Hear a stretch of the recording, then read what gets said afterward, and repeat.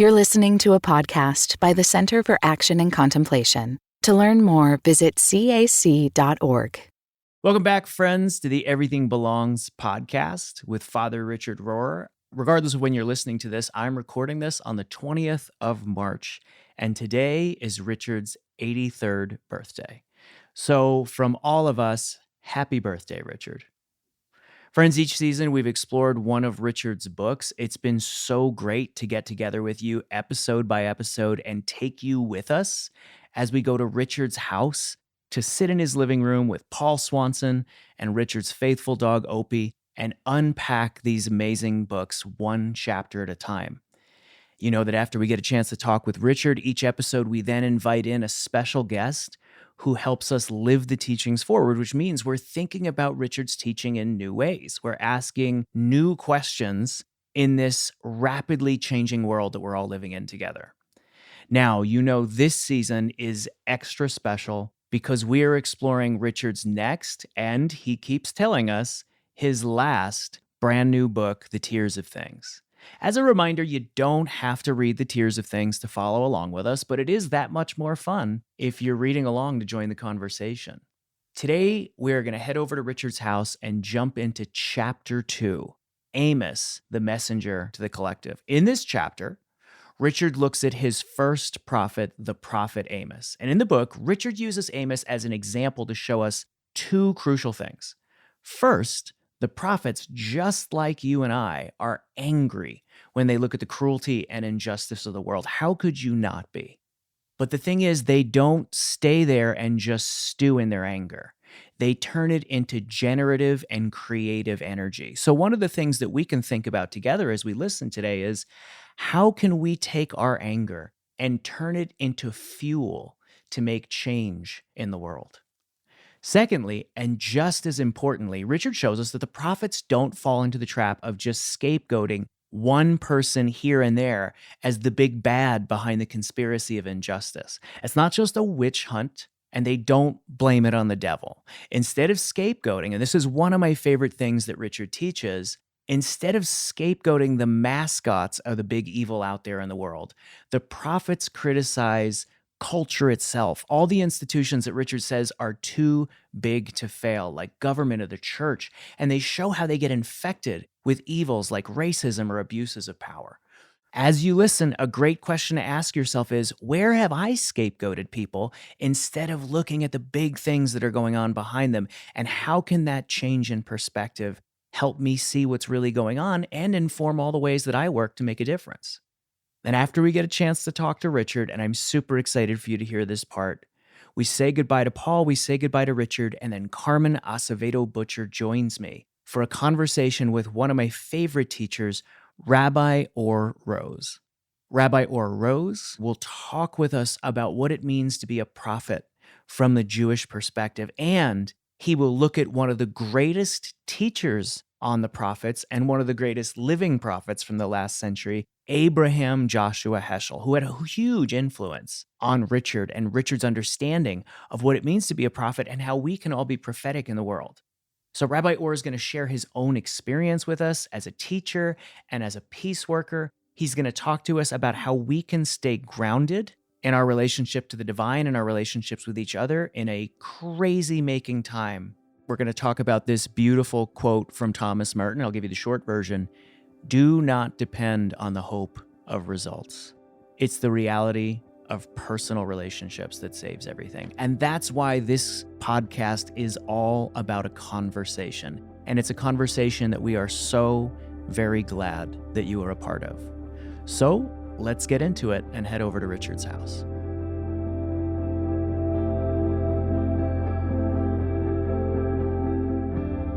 From the Center for Action and Contemplation, I'm Mike Petro. I'm Paul Swanson. I'm Carmen Acevedo Butcher. And I'm Drew Jackson. And this is Everything Belongs.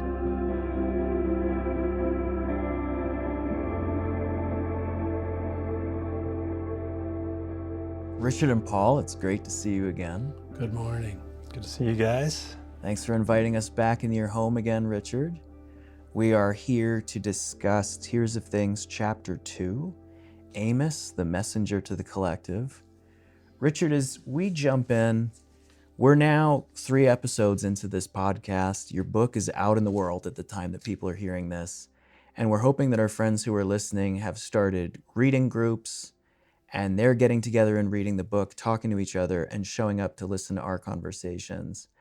What do you hope they're getting out of the book so far, as they're just at the very beginning of it? I hope there's a transposition of place happening, that the Christianity we grew up with tended to give pride to the group and shamed the individual. This whole notion of sin was entirely to be borne by the individual. As they sink into the prophets, they're going to see that they're doing something quite different. They're telling the individual that they can carry dignity because they're children of Yahweh, children of God. But the collective is the only thing big enough to carry the shame.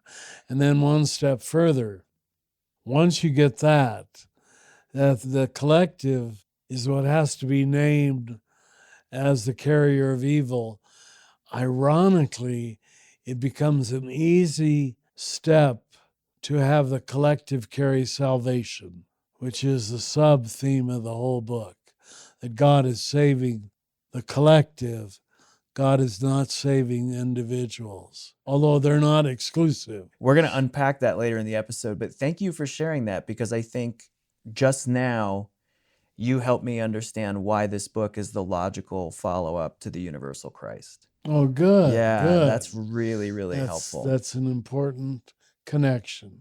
Well, I can't wait to get into this. Kate Bowler helped me see that we live in a moment in time where everything from yoga to Christianity is permeated with the message of dominant culture. If you have wealth and success and fame and power, then you have succeeded. Or you can manifest and have the life that you really want, assuming that you know what's best for you. And we look at the prophet Amos, and it seems like he was facing some similar things in his time. He preached against lavish lifestyles, reliance on military right, immorality, people dominating people to have what they wanted. And you talk about this activity of prophetic culture smashing, which is a great turn of phrase. This bias towards the bottom, and then from that place, the collective calling out of the culture by Amos, when an entire culture upholds luxury status, dominance, immoral social practice, and then calls that Christianity or Judaism, and calls that the definition of success. Of spiritual success. Of spiritual success. Yeah. How is it possible that so many people don't see that mainstream religion can be infected with the dominant cultural value? You know, here's where Rene Girard's mimetic theory is at least helpful, that human beings are entirely imitative. And when the collective praises celebrity, wealth, I was told the majority of the new cabinet are multimillionaires and even billionaires.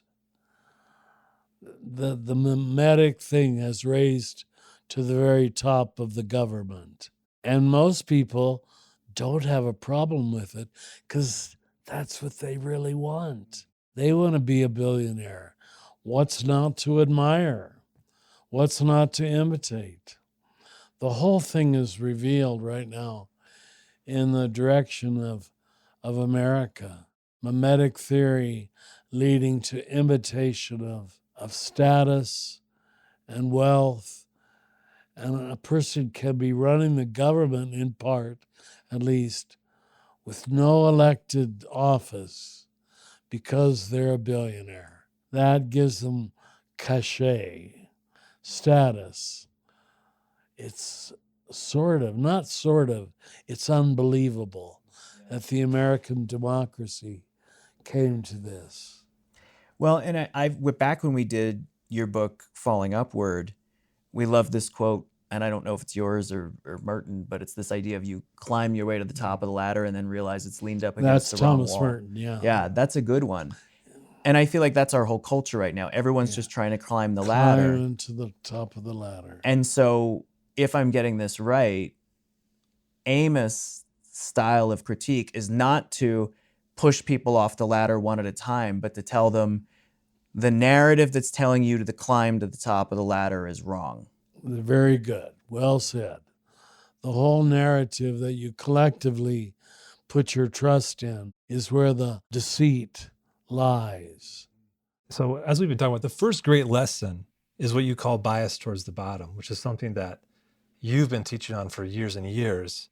You named that the second lesson that you take from Amos is that his prophecy is to the collective rather than the individuals. That's right. And we've already kind of touched on that as well. But I want to build on this point. So the dominant culture of the times builds systems that become dominant forces. Culture and systems have the capacity to help life flourish, which we have seen at the best of their capacity, but they can also normalize and systematize evils. What are some examples that come to your mind in our times of this normalization and systemization of evils, making these things normal?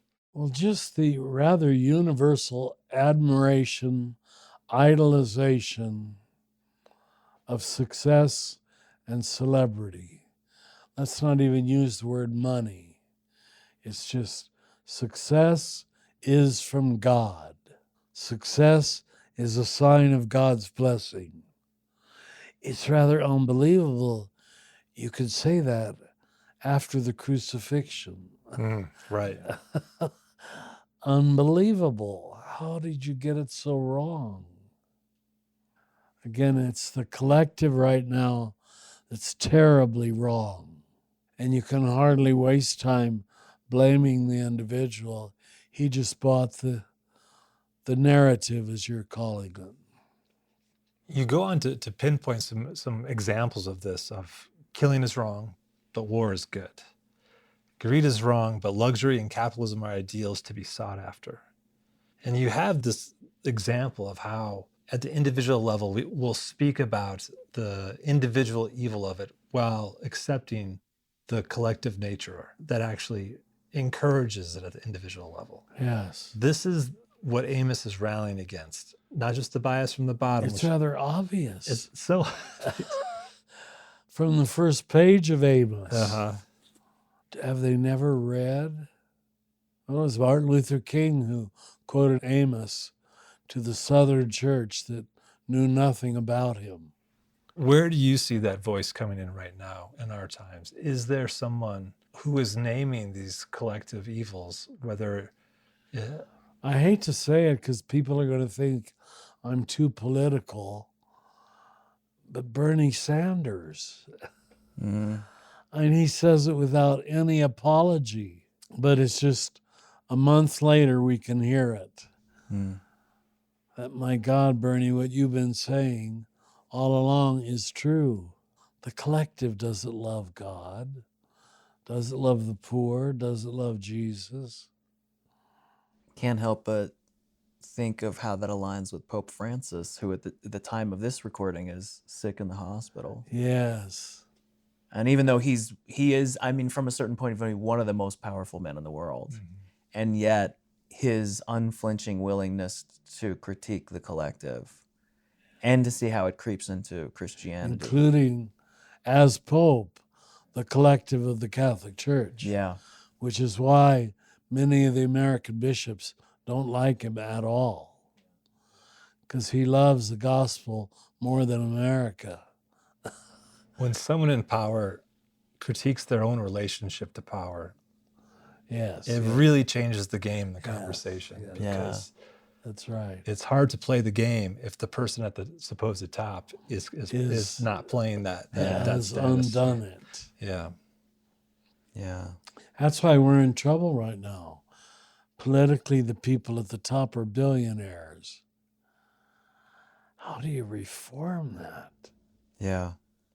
When some of us in our own little home and in our own little life look at speaking truth to power and speaking against the collective, it can be overwhelming.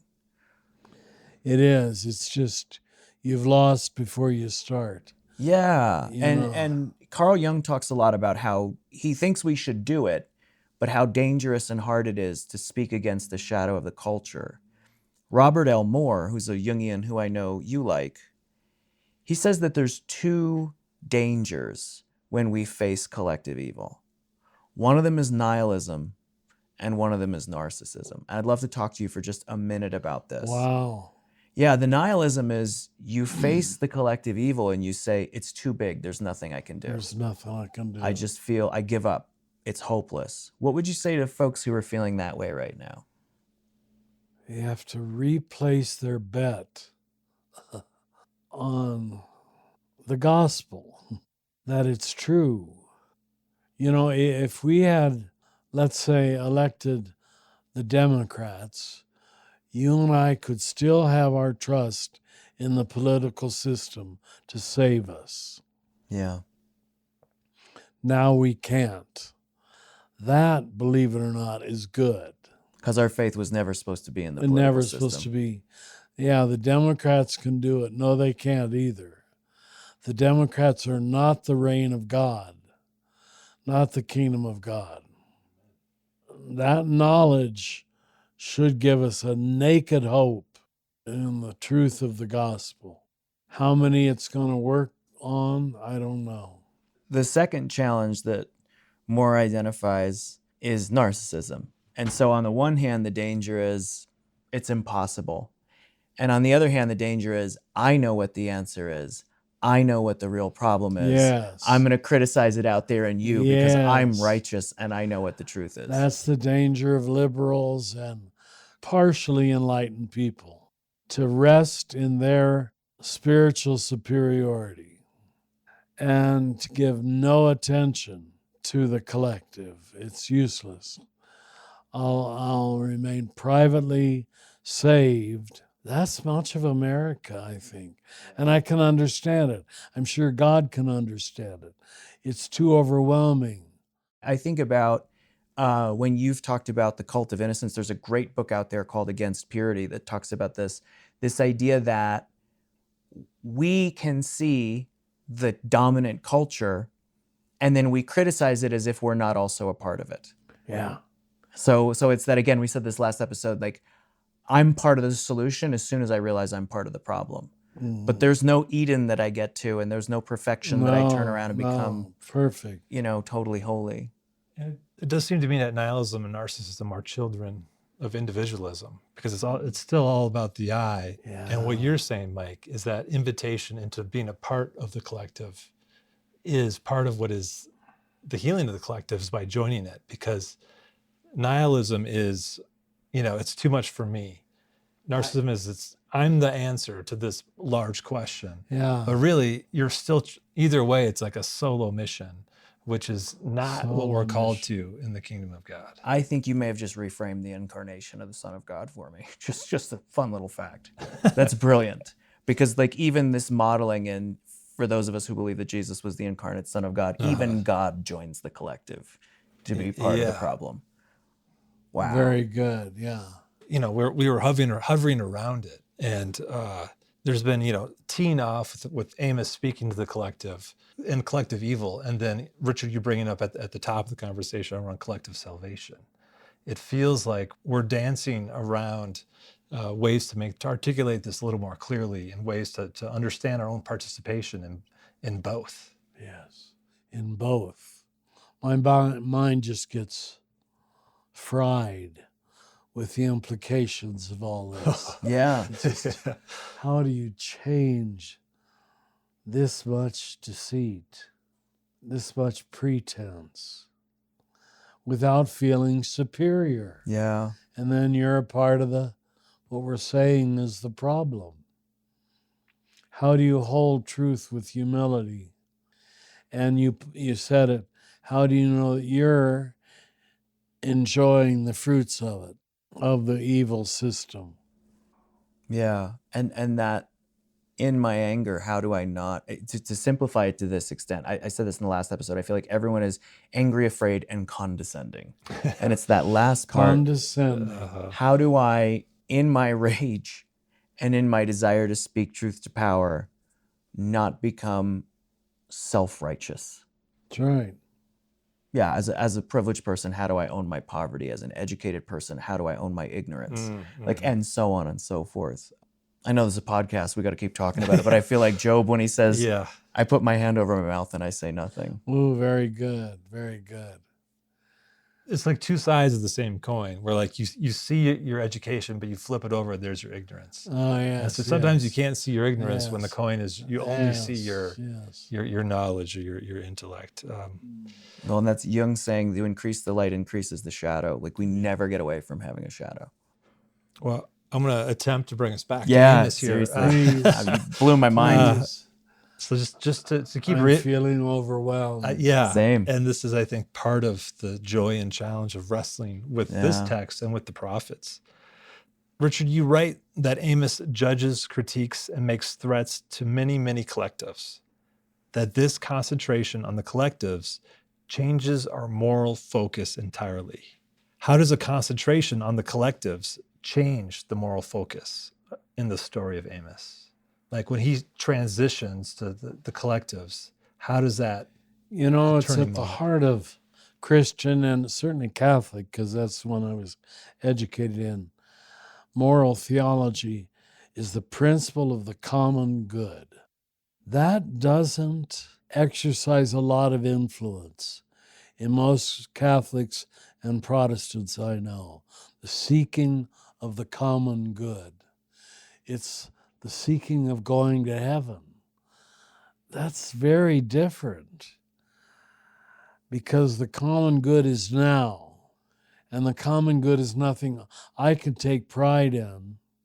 It's something I admire when the group does get it right, like they did in the Roosevelt era, perhaps, where the whole nation turned toward the poor.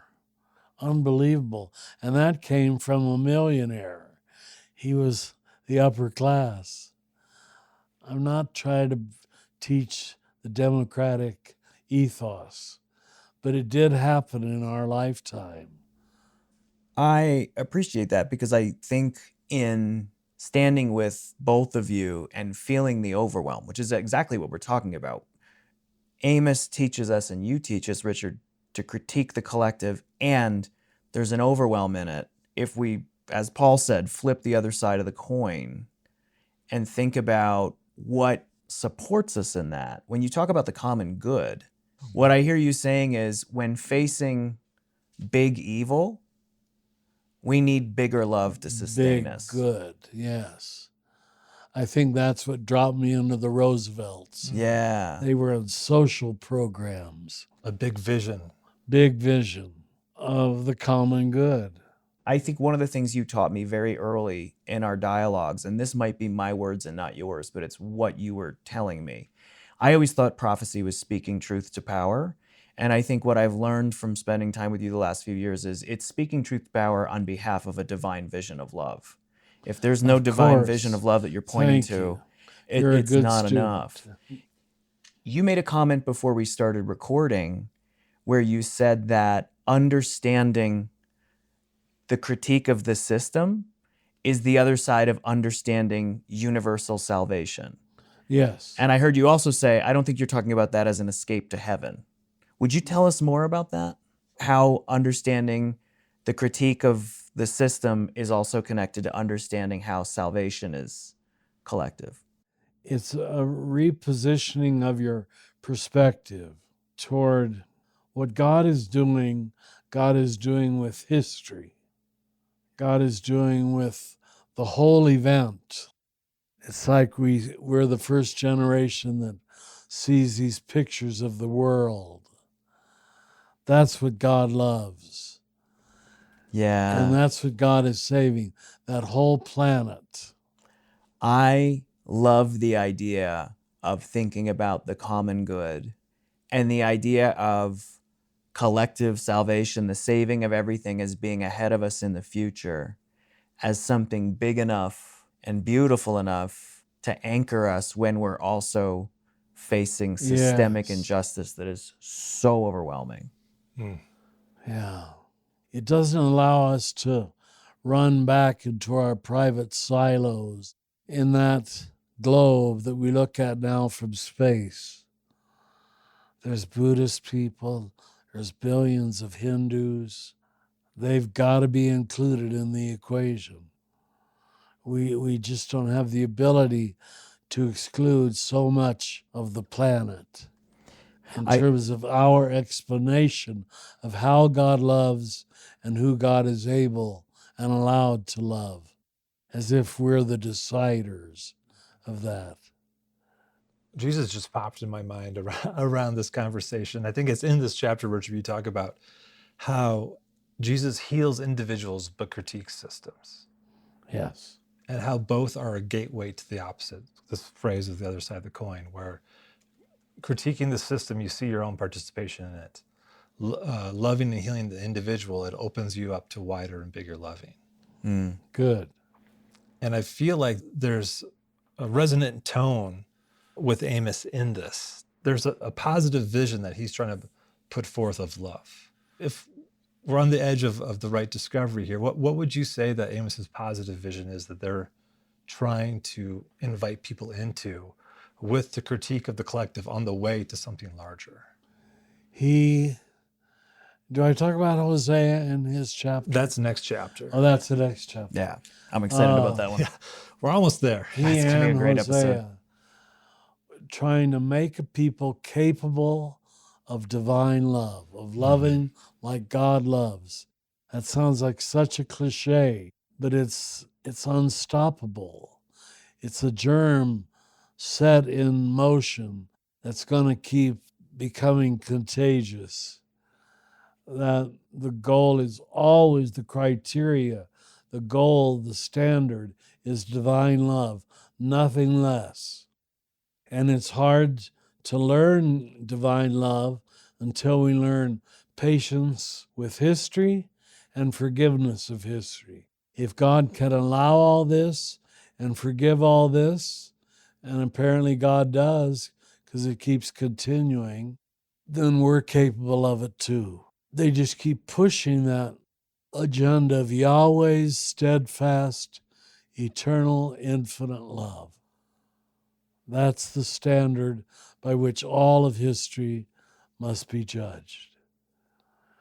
I know it's beginning to sound like a cliche, but we can't let it be a cliche.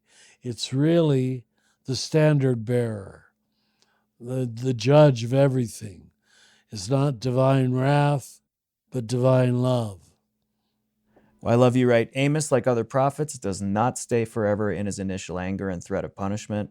Instead, he transforms his anger into generative, creative energy. And that's great because later in the chapter, you say negative energy feeds on itself, but positive energy evokes a positive vision. Yes. And I appreciate that because I hear you saying we need that positive vision or we can't do it. Yes, we can't do it. We revert into smallness, defending little tiny boundaries that don't make a bit of difference, about issues that don't make a bit of difference. How is it people don't see that? It's forever a wonderment to me. Yeah. And I think this is part of the gift of this podcast is we're doing our best to help one another and others see this possibility and potentiality lying in Amos and other prophets. And so, Richard, as a way to kind of round out and leave those listening with a sense of participation in that positive common good or that positive vision, how might a person hearing, I can imagine people hearing this and saying, well, like, I go to the protests, I'm critiquing the system, I'm educating myself on injustice. How might you invite them to also participate concretely in a collective vision of the common good with their time, their energy, and their bodies? Don't make too much of going to the protests. Show how you can love the little ignorances that are around you, the little infidelities that you are participating in. There's nothing heroic about that. Mistrust the heroic. Mistrust in yourself, the showy, the spectacular, the grandiose. That's too self-rewarding. I'm not saying you shouldn't do it, but don't place your bet there that I do that. Now I am on a higher moral ground. It feels like we're talking out of both sides of our mouth. I know that. But I've got to put those warnings there, because I know the games the ego plays to be superior. I've seen them in myself. Just love.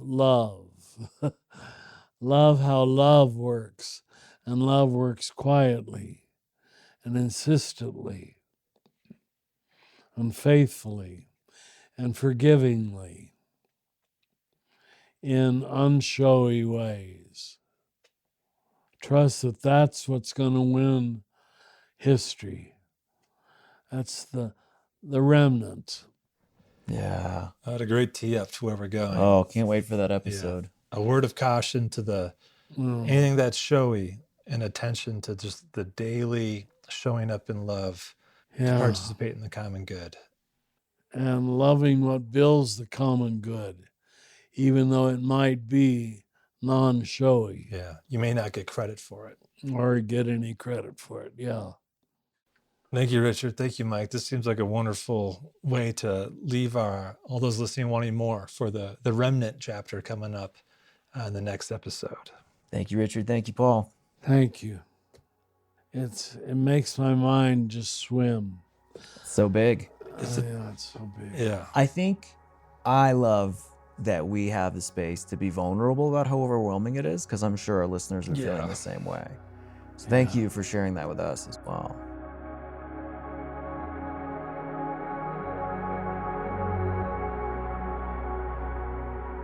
Everything Belongs will continue in a moment.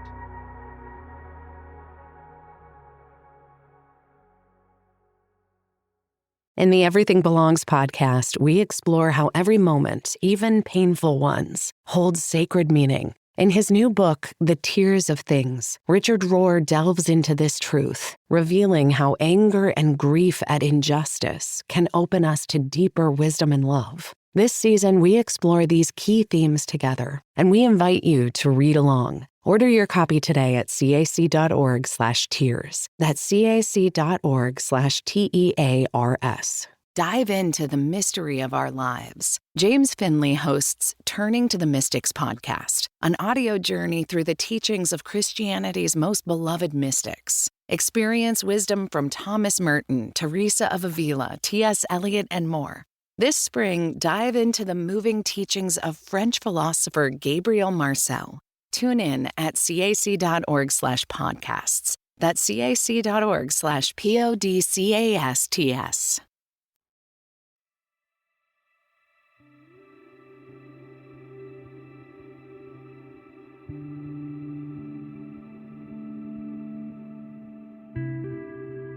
Rabbi Or Rose is the founding director of the Miller Center of Hebrew College, and he serves as a senior consultant to Interfaith America.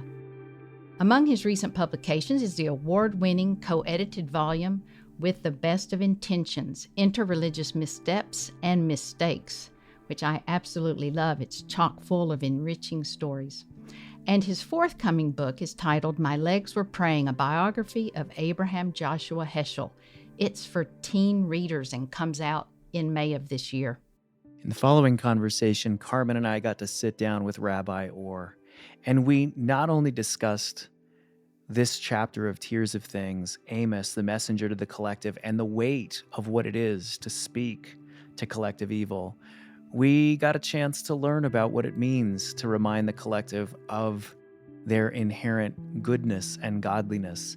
We got to learn what a prophet is in the teachings of Abraham Joshua Heschel and Rabbi Or himself.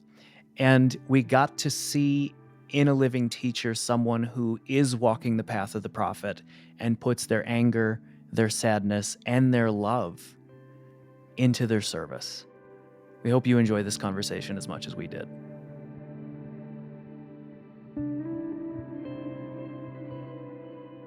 Oh my gosh, Rabbi Or, it is such a gift to be here with you in conversation today. Thank you in advance for your time and your wisdom. Thank you. I'm honored to be in conversation with both of you today. Fantastic. Carmen, always good to have you with us here. Thanks for great being a to part be of this here. one. Excellent. Rabbi Or, I'm so excited. Right around the time that this podcast episode is going to drop, CAC's publication Wanting will be putting out its latest issue. And you wrote this profound article in there titled Moral Grandeur and Spiritual Audacity. What a title. Oh my gosh. And it talks about Rabbi Abraham Joshua Heschel. For our listeners who maybe aren't super familiar with him and his life, could you just give us a little bit of a morsel of the depth and the difficulty of his early life and what it led to in his career as a teacher? Sure.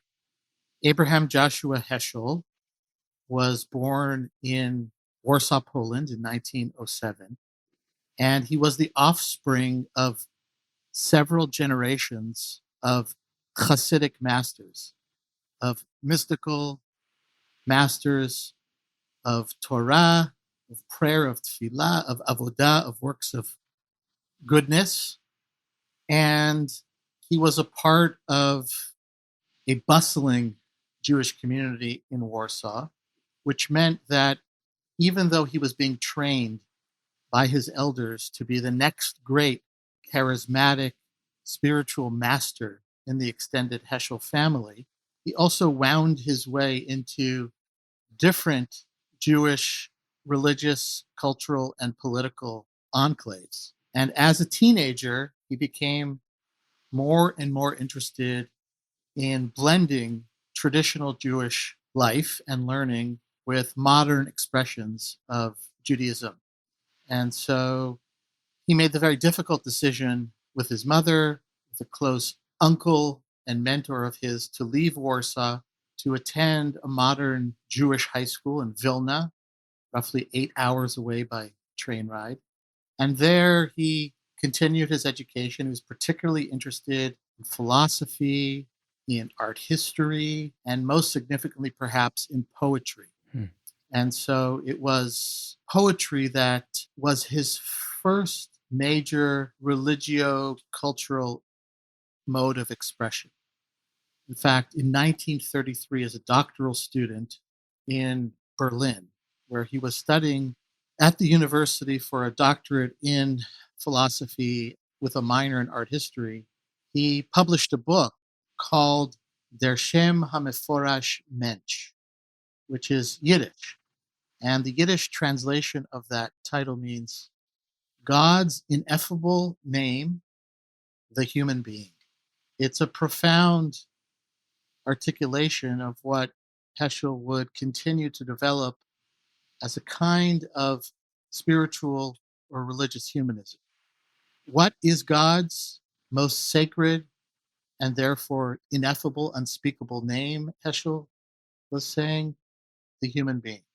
Of course, Wow. it's a riff, if you will, on the Tetragrammaton, Yud He Vav He, which is considered in Judaism the great name of the divine, unspeakable. It has no hard consonantal sounds. And so rather than simply restating that position about the divine, the mystery of God, he was saying that mystery, that grandeur, that beauty is present in each and every human being who is created in the image of the divine. So that's the young Heschel. And then I mentioned the year 1933 and his doctoral studies in Germany. He, of course, came of age at a terribly painful time in human history. Not only did he live through the Great Depression, but then, of course, in 33, Hitler came to power as the Chancellor of Germany, and the brutality of that Nazi regime began to unfold.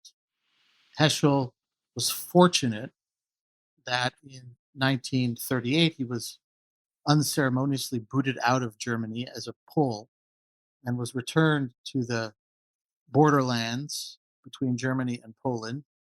It was a harrowing trip home. He stood much of the way. His family was able to secure his freedom.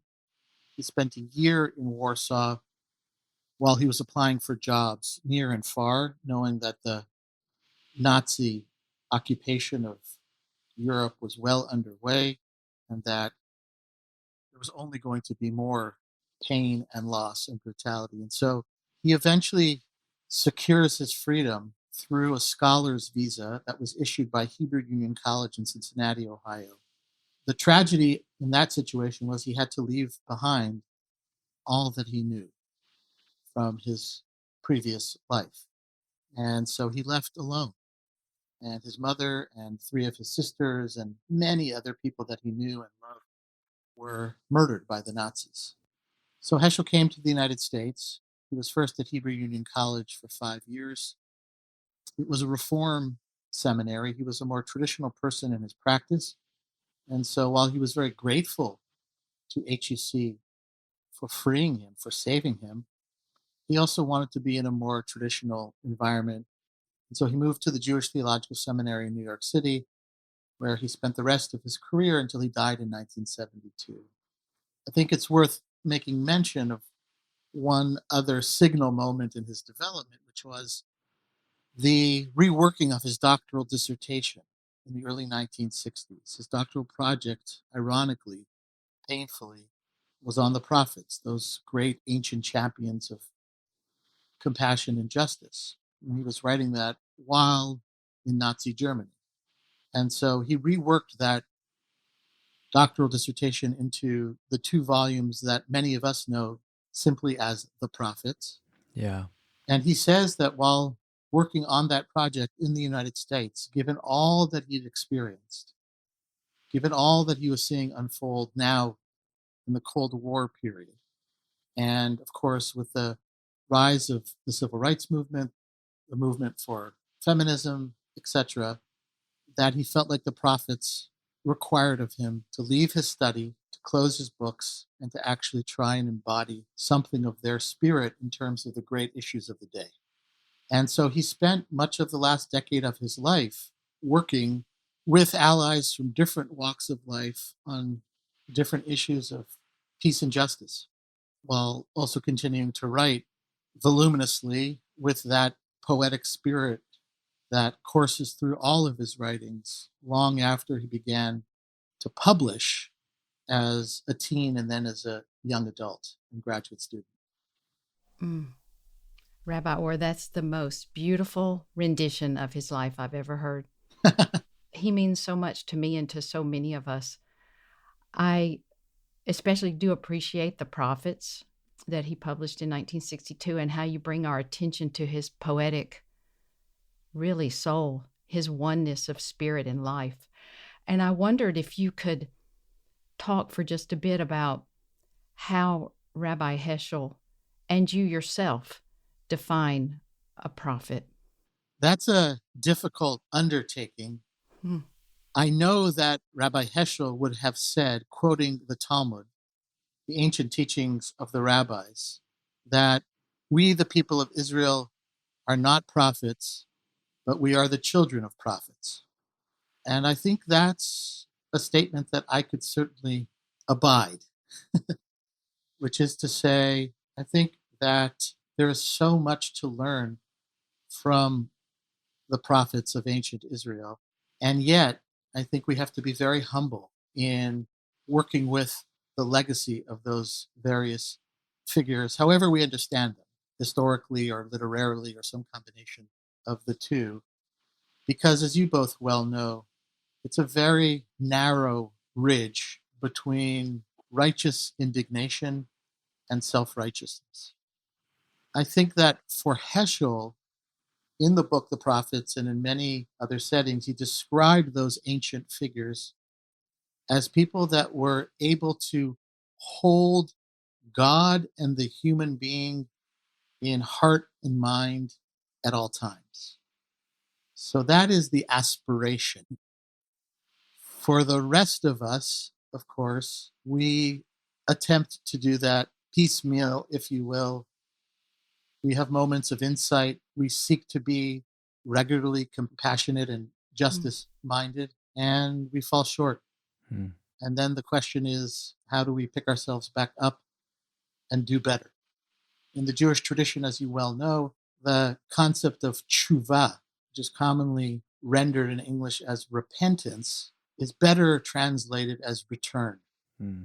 which is to say, can we engage throughout the course of our lives as mortal, finite, limited human beings in a process of spiritual growth and development that brings us back to our center, to our core? Can we be involved daily, monthly, yearly in various processes of turning and returning? And I would say it's not simply a return to where we were yesterday, last week, a month ago, but we should think of it as a kind of spiraling because there is growth and development. But can we return to that sacred center, to that source, to that place, sometimes called by Heschel's forebears, the Hasidic masters, a spark, an inner spark that is never extinguished? One of the things I read recently again was that Rabbi Heschel said that the prophets feel fiercely because they hear deeply. And that, to me, the feeling, the emotional aspect, really resonates with me. And I wondered if you could share with us some of how he was an active prophet in his time. Sure. Or he might say, a person seeking to act Very in good. the footsteps of the prophets.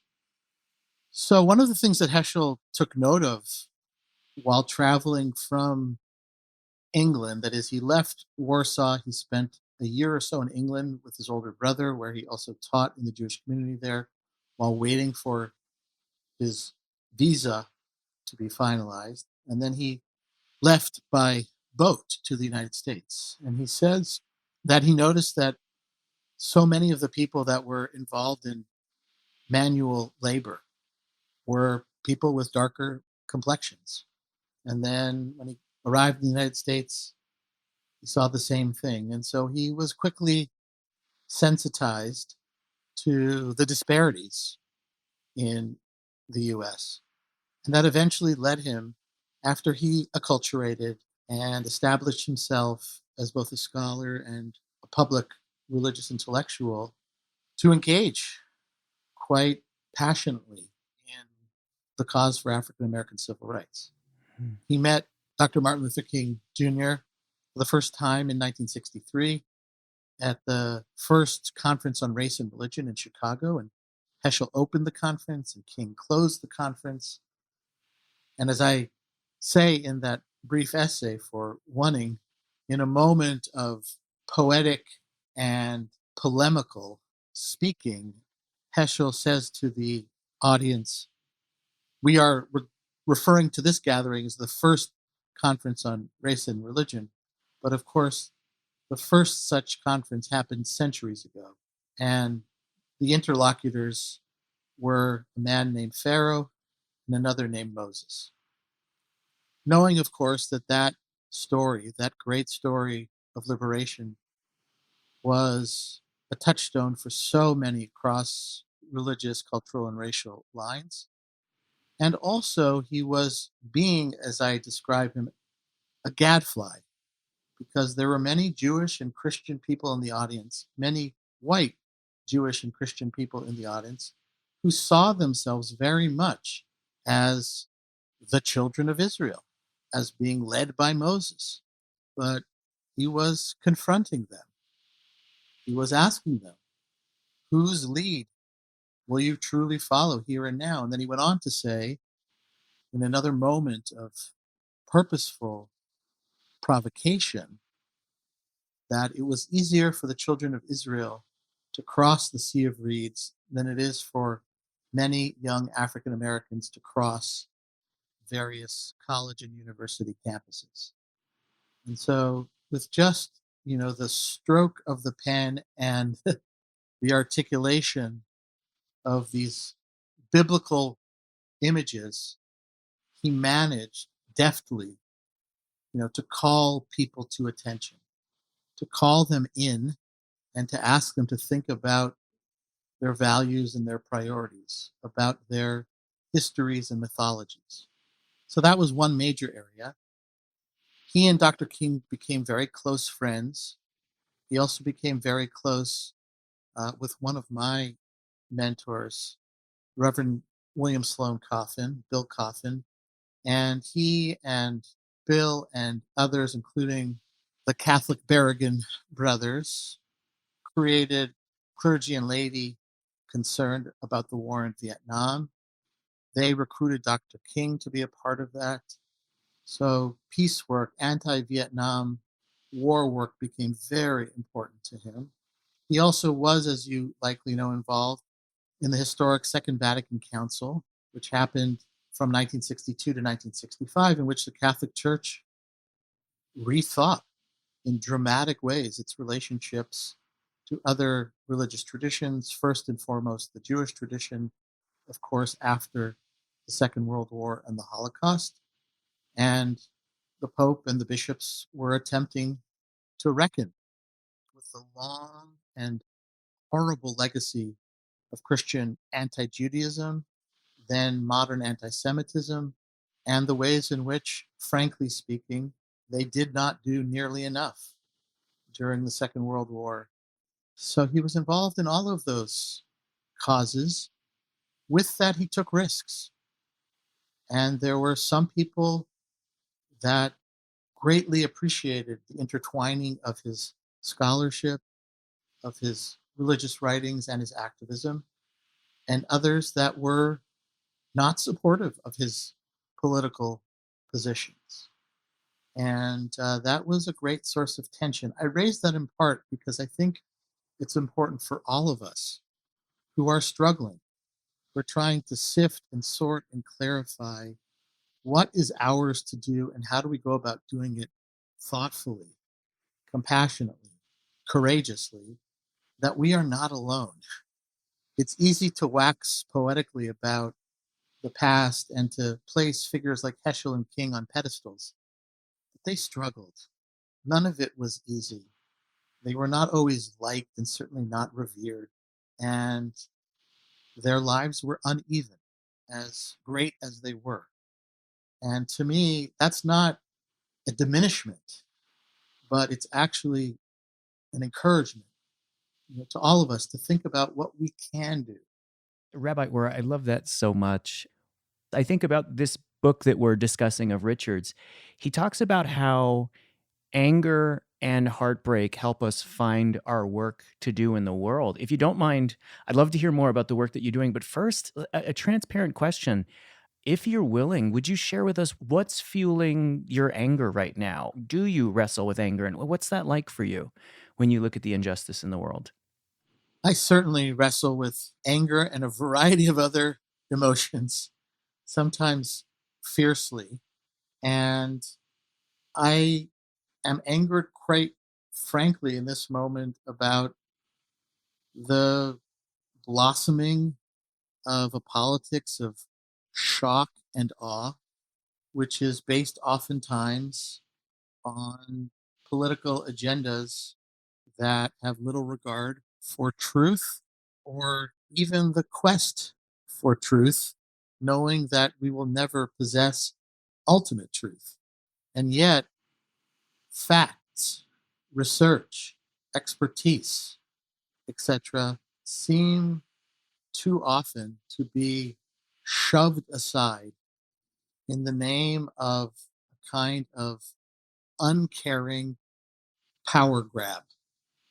And I could certainly elaborate and Yeah. name names and so forth and so on. I don't think that's necessary. I think, though, what I'm trying to do, and trying is the operative word, is to hold a need at once for resistance and collaboration. And I don't think that I'm alone. That is to say, when and where and how do I, for lack of a better term, as a religious and political progressive, try and hold the line, so to speak?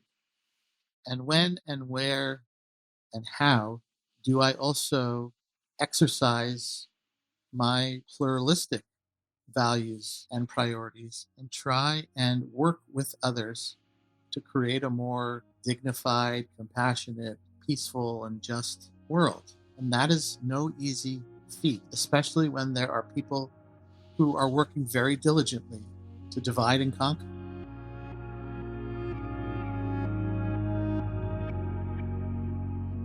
I wonder, what do you tell your students who may feel rudderless and anxious? I have a lot of students who talk with me just about how do they cope with this moment. Do you have something that you've talked about with your students? I do. We recently held a seminar, which we do every year in mid-January, immediately following MLK Day. And it is dedicated at Hebrew College to the exploration of other religious traditions. So we have intensive seminars on Christianity, on Islam, on Buddhism, and we do a whole series of co-curricular events. And one of them centered on a letter that Thomas Merton sent to a then young Jim or James Forrest. It was from February 21st, 1965, and you may be familiar with it. And we read pieces of it aloud and reflected on it as a community. This, of course, was also the same week as President Trump was inaugurated. And so there were a lot of feelings in the halls of our building. And I'll just quote briefly from this powerful letter. Do not depend on the hope of results. When you are doing the sort of work you have taken on, essentially an apostolic work, you may have to face the fact that your work will be apparently worthless and even achieve no results at all, if not perhaps results opposite to what you expect.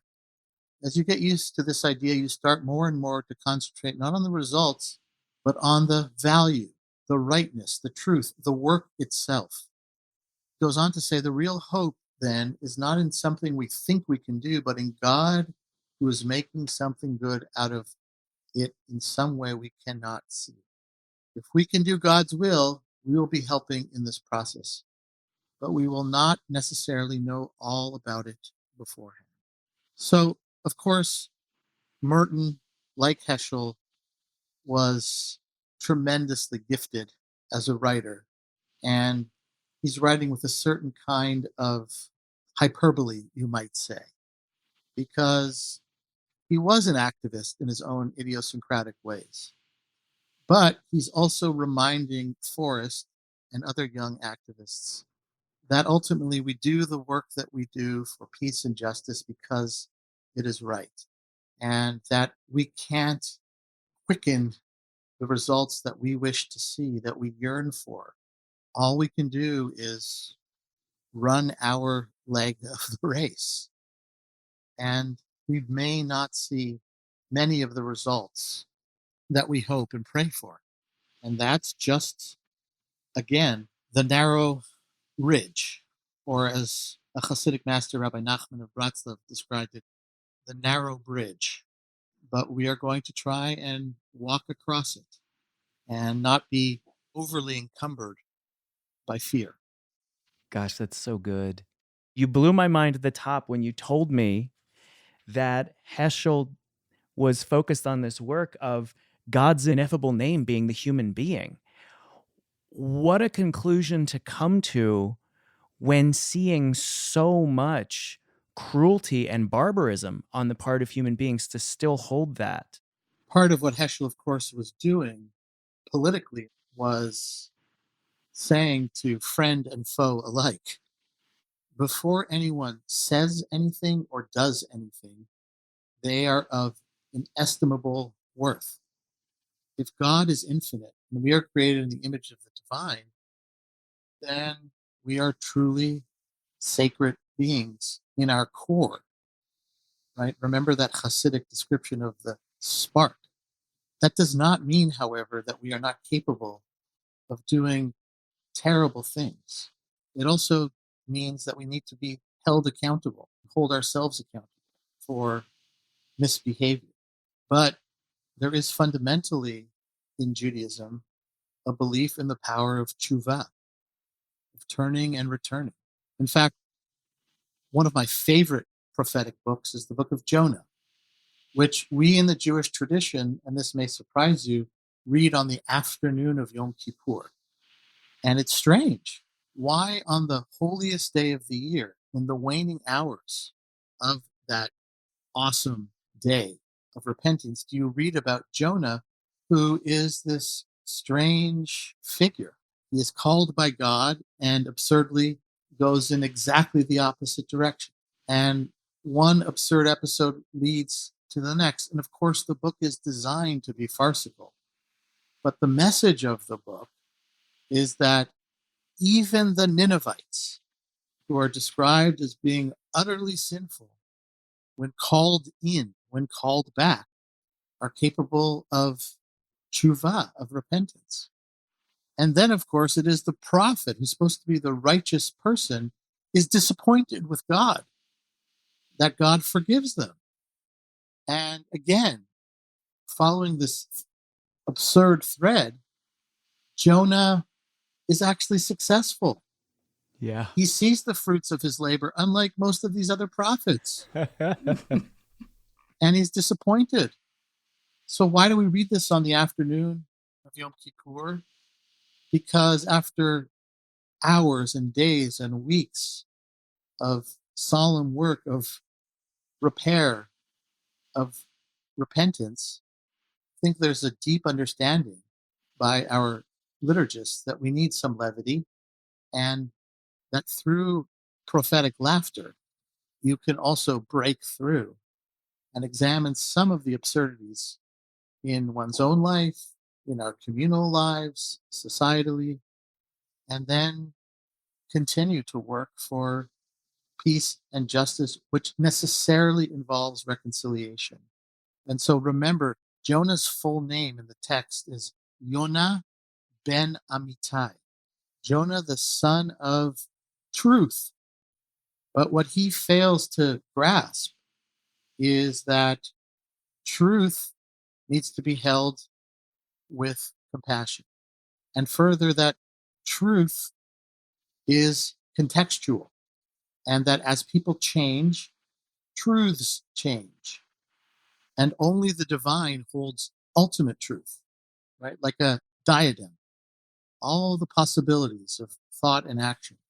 And we do our best in fragmented form to try and pursue peace and justice. This is so profound. This chapter in Richard's book, he's talking about talking to the collective. And where you're leading me mentally is to think about prophecy as, speaking truth to power, speaking truth to the collective on behalf of a divine vision, and speaking to a collective and saying, hey, look at what you're doing right now, but remember who you are and remember who your neighbor is. That's massive. And you and I had a conversation recently where you talked about the danger of self-righteousness, purity, really, really thinking that we've got it and we're standing outside of the problem critiquing it. Could you share a little bit of that wisdom with our audience? Because it impacted me so profoundly in the 2 minutes that we talked about it the other day. Well, I think here I'll go back to another prophetic figure, to Rabbi Heschel's dear friend, the Reverend Dr. Martin Luther King Jr. In 1964, he spent a month or so preparing his acceptance speech of the Nobel Peace Prize in Oslo. And he frames that piece in the following way.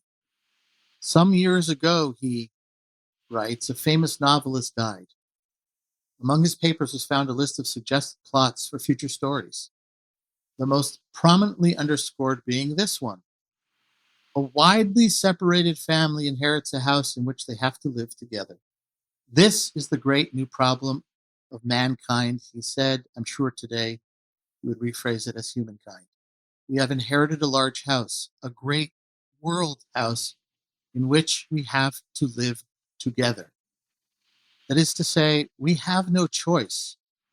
The United States, as broken, as divided as it is marbled.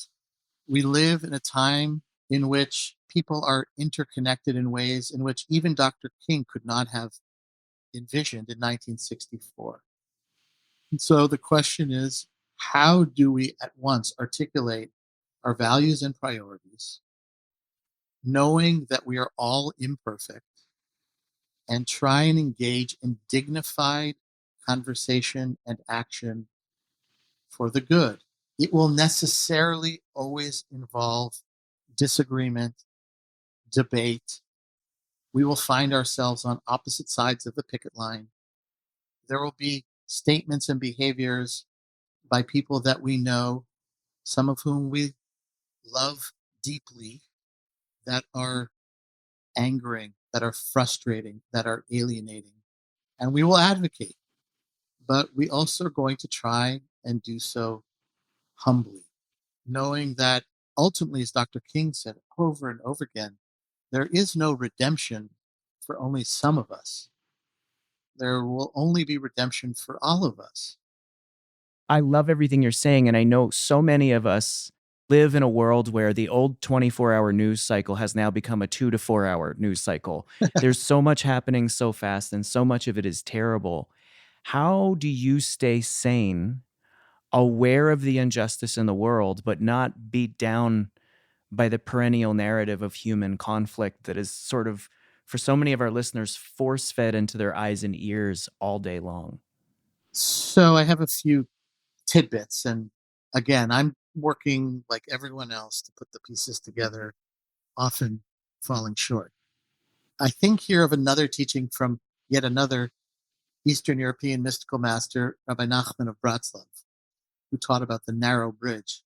One of the things that he taught is that before one awakens to say the morning prayers, before the sun rises, they should awaken and engage in an activity called hitbodedut, which means to be secluded and to go outdoors and to speak to God in the vernacular.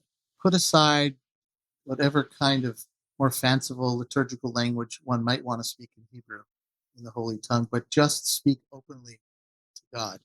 And he says, break your heart open for an hour, somewhere out in nature. And further, he says, even if you don't have words to say, you're so hurt, you're so isolated, you're so beside yourself, just say to God, God, I have no words to say. And let that be the beginning of your liturgical offering, and speak until you have nothing left to say.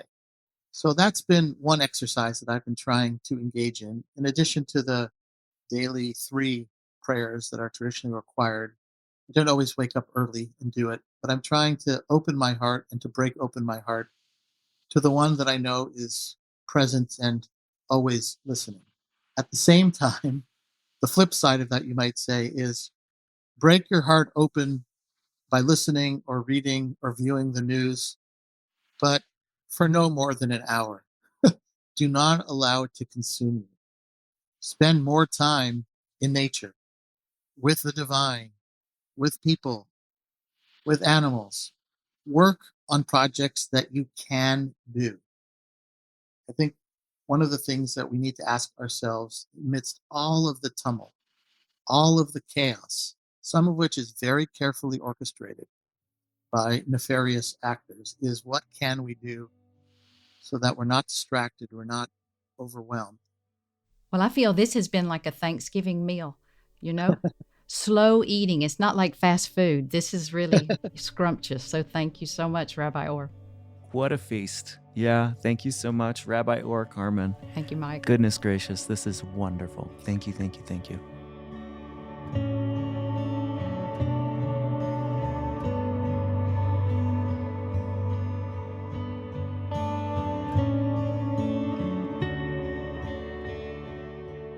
In our conversation with Richard today, we got a chance to talk about how important it is that the prophet speaks against collective evil. But we also talked about the challenges that take place when we speak against collective evil, the dangers of narcissism and nihilism, of feeling self-righteous like we have all the answers, or feeling so overwhelmed that we give up. The key to surviving in that scenario seems to be when Richard writes, Amos, like other prophets, does not stay forever in his initial anger and threat of punishment. Instead, he transforms his anger into generative, creative energy. Amos grows into a mystic poet right before us, balancing out the initial anger of the pruner of trees with the reverence of a fully realized prophet. Now, I have to say, Carmen, one of the things that I loved about our conversation with Rabbi Or is I feel like he exemplified for us everything about what Richard just said in that statement. He showed us in real time that anchoring in love that sustains us in our anger and in our sadness. My gosh, what a great conversation that was. I also love that he brought in that poetry of Abraham Joshua Heschel, who said, if you want to know God, sharpen your sense of the human. And, one of the things that was amazing about our conversation, Mike, was how you had a penny drop in real time, as you said. Do you want to share Oh that? my Because gosh. it was beautiful to see. Yeah. But when he talked about the ineffable name of God, the human being, that's so extraordinary. And then he talked about the importance of that word repentance, which is returning again, or some would say remembering. And this idea that prophecy is looking at what we're doing and then being asked to remember who we are and remember who our neighbor is. In that connection of the ineffable name of God being the human being, that literally hit me like a bolt of lightning. And it reminded me his humility and his wisdom and the way, when we asked him, how do you define a prophet? And he was like, let's sit with this. So it's not like a definition to get A on, but more a sitting with and really praying with. And it reminded me of a story that a friend of mine, whose memory for me is now a blessing, she was a rabbi, and she shared this story with me, and it sums up really our entire conversation with Rabbi Or. And it goes like this. I've been carrying this with me for 2 decades. A rabbi once asked a room full of students, how do we know when the night has ended and the day has begun? The students figured they understood the importance of this question because there are prayers and rituals that can be only done at night, and prayers and rituals that should happen only during the day. So they thought, we need to know when to pray which prayers. And one student answered, is it when a person can distinguish a sheep from a dog in the distance? No, said the rabbi, it's not. And then another student answered, well, is it when a person can tell the difference between a date tree and a fig tree from a long way off? It's not that either, replied their teacher. They were confused, the students. Please tell us the answer. How should we determine when night has ended and day has begun? It is when you look into the face of a stranger and see your sister or brother, the rabbi said. Until then, night is still with us. That to me, sometimes when Rabbi Or was speaking, I got the kind of goosebumps you do when you're realizing this was a word for you. This is something you're going to have to take to the marsh and walk with. Like when he said, sometimes your heart is so full, you have to go out into nature and you have to break your heart open for an hour and just say, I don't know what to say, God. Help me. Yeah. That was something, wasn't it? That insight into letting your heart be broken open so that it's not overwhelmed by the brokenness of the world. My God, I love that parable that you just shared with us. What I learned today in this conversation is that Richard has made it so clear that one of the parts of the prophet's particular path and vocation is to speak to the collective, to call out collective evil and not scapegoat individual people. But what I also realized, and I think Richard's telling us this too, and Rabbi Or made it so clear, is that the prophet also reminds the collective who they actually are and asks them to rise to the occasion of the inherent dignity in their own divinity. And that is amazing. That is amazing. Carmen, what's a good challenge we can leave our listeners with between this month and next month's episode in facing the collective injustice that's before us and calling it out as what it is, but also in holding that intention with the collective dignity of humanity. I think asking that question together is a first good step. I think the intention also holds tension, because that's one of the points that Rabbi Or made, is that a contemplative holds the tension of, wow, the news is really, really fascistic and dark and scary, and the sky is blue and beautiful and made by love, and my neighbors are love. That inherent dignity you spoke about. So I would say I love the fact of the shuva and the teshuvah, of the returning, and that's the repentance. What I think is good is we can all picture each other returning to God, to love in whatever way. And, Rabbi Or also said, limit your news some. Yeah. Not stick one's head in the sand, but, go out into nature, look out the window, read a good poem. And I'm going to be thinking about how Emily Sandy sings, "You Are Not Alone. We're in it together." That's so great. That's so great. Listeners, thanks for joining us as you continue to journey through the tiers of things with us. We hope that you've found some friends and dialogue partners to talk to about the book. We hope you can practice a little bit of less posting and more hosting, having good conversations, and even when you find folks you disagree with, honoring those disagreements, honoring the anger and the sadness you feel over injustice and ignorance, and also seeing the inherent dignity and humanity in literally everyone. Thanks for joining us. We look forward to spending some time with you again soon.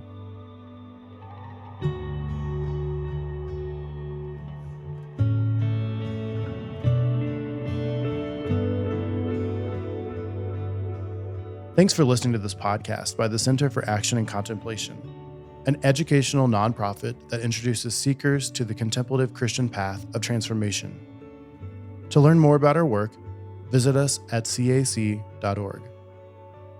Everything Belongs is made possible thanks to the generosity of our supporters and the shared work of Mike Petro, Paul Swanson, Drew Jackson, Carmen Acevedo Butcher, Jenna Kuiper, Izzy Spitz, Megan Hare, Sarah Palmer, Dorothy Abrams, Brandon Strange, Vanessa Yee, and me, Corey Wayne.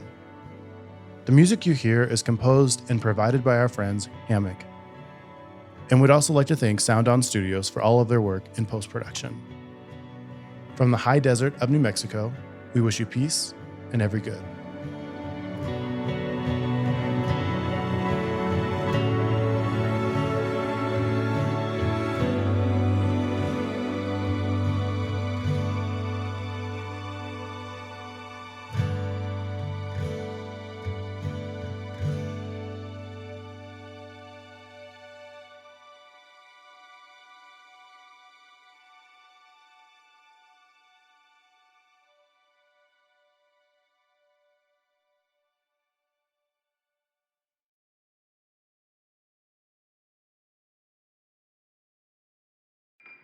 Do you feel called to walk a more contemplative path?